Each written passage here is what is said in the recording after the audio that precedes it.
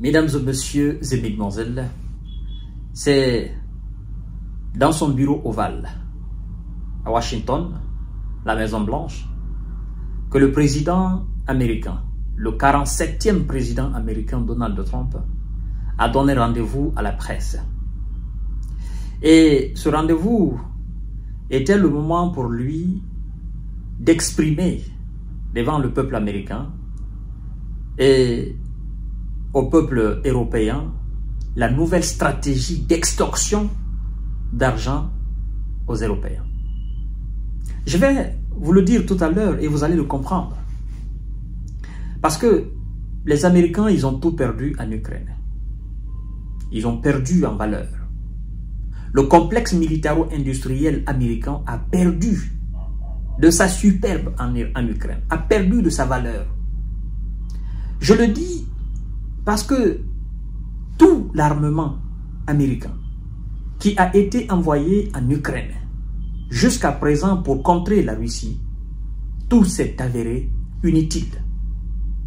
Tout a été utilisé contre la Russie et aucun n'a empêché la Russie de continuer son opération spéciale militaire.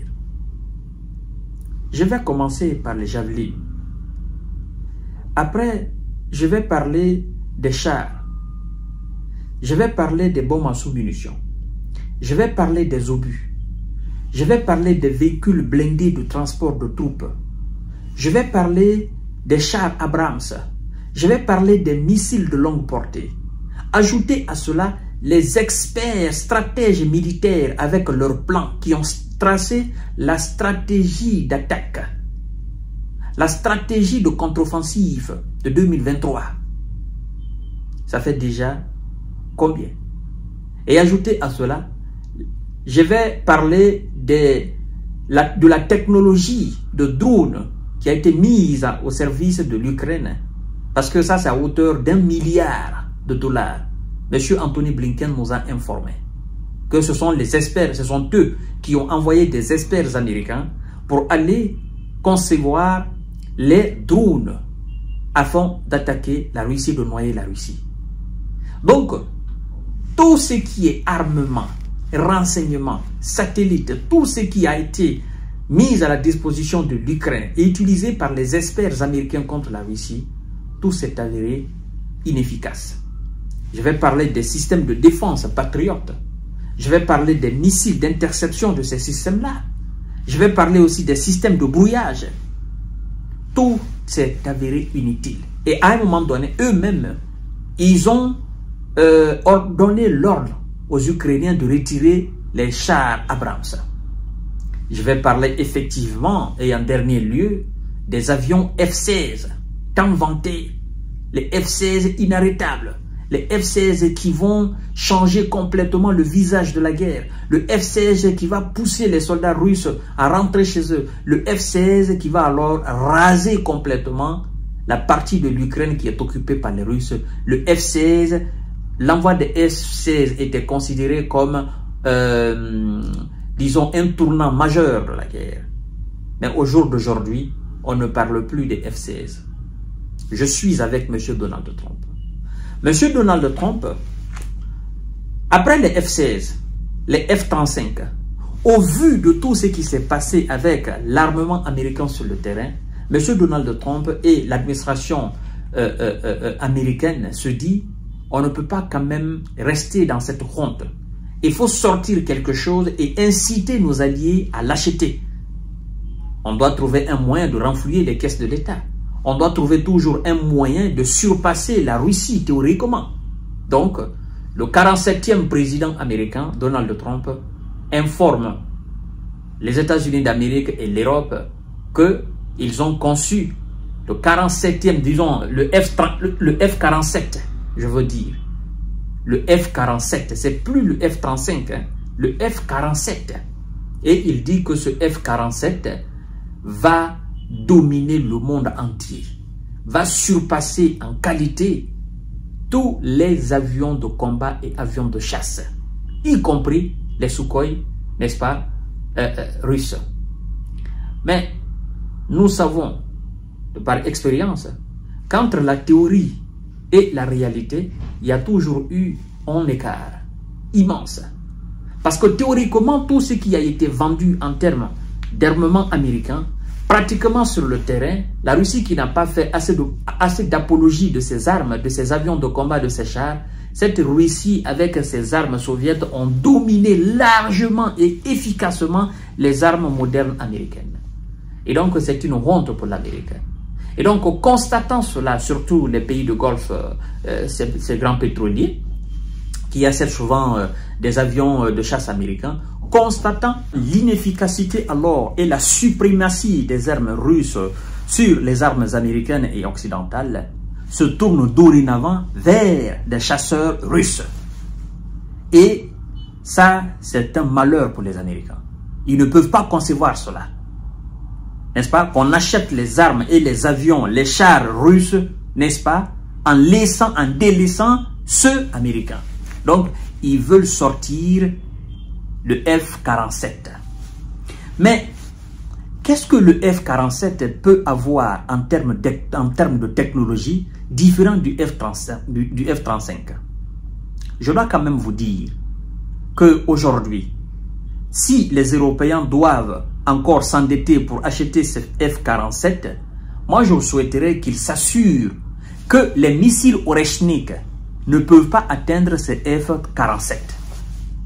Que ces F-47 ont la capacité d'intercepter les missiles Oreshnik russes. Que ces F-47 ont la capacité effectivement de survoler l'espace aérien russe sans ne pas se faire repérer.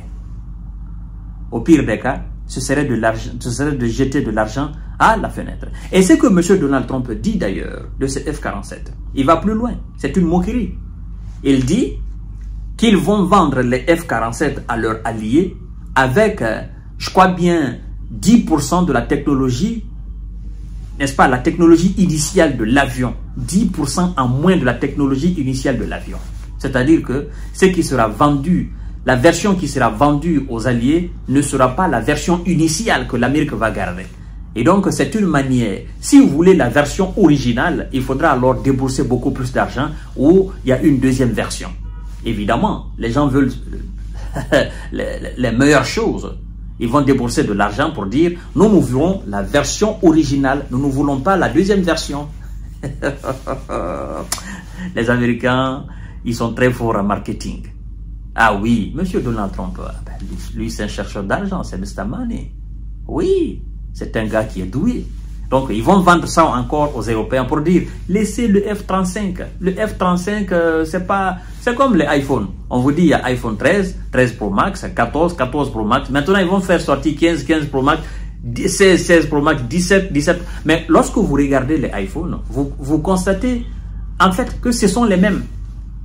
Ils vont juste changer quelque chose au niveau de la caméra, au niveau de la capacité de la caméra, au niveau même de l'écran. Et puis ils vont vous vendre, ils vont vous dire non, ça c'est le F16, et ça c'est le iPhone 16, le iPhone 17, iPhone 18. Toujours, ils vont ajouter quelques petites touches pour vous dire non, ça c'est meilleur. Et vous allez gommer cela. Vous allez débourser des sommes faramineuses pour aller effectivement vous procurer. Écoutez ce qu'il dit.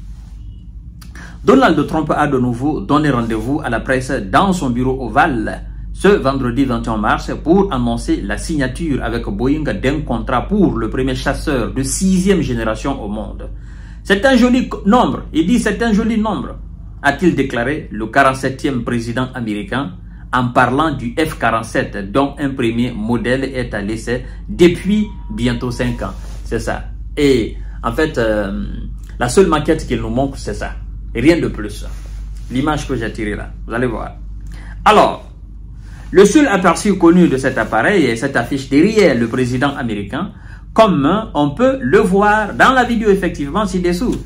Voilà, cette pancarte sur laquelle se dévoile le nouveau projet phare de l'administration Trump en termes de défense. Donald Trump a annoncé la mise en production prochaine du premier avion de chasse américain de 6e génération, un appareil baptisé F-47, un joli nombre selon lui, selon c'est lui qui est le 47e président américain.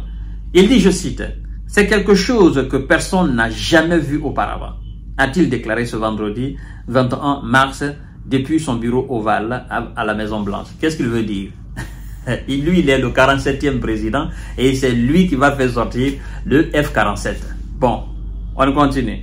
Monsieur Trump, un nouveau souffle pour Boeing. D'accord, la confession de ce chasseur équipé de technologies de pointe a été confiée à Boeing à l'issue d'une compétition rigoureuse et approfondie entre certaines des meilleures entreprises aérospatiales américaines, précise Donald Trump. Une aubaine pour le géant de l'aviation qui traverse une crise profonde depuis l'an dernier en raison de problèmes de qualité de sa production et d'une grève de plus de 5 ans, de plus de 50 jours, effectivement, qui a paralysé ces deux principales usines. Voilà, en raison de qualité.